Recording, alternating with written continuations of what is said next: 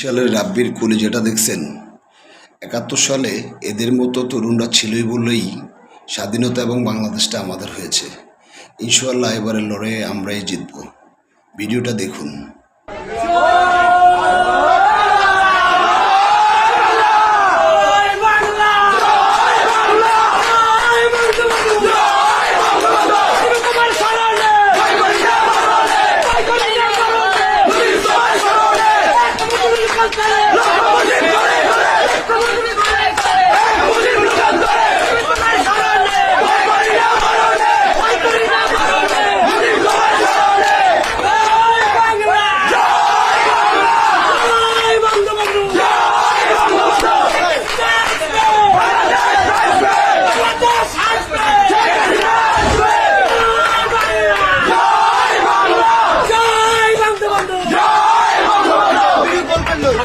गिलास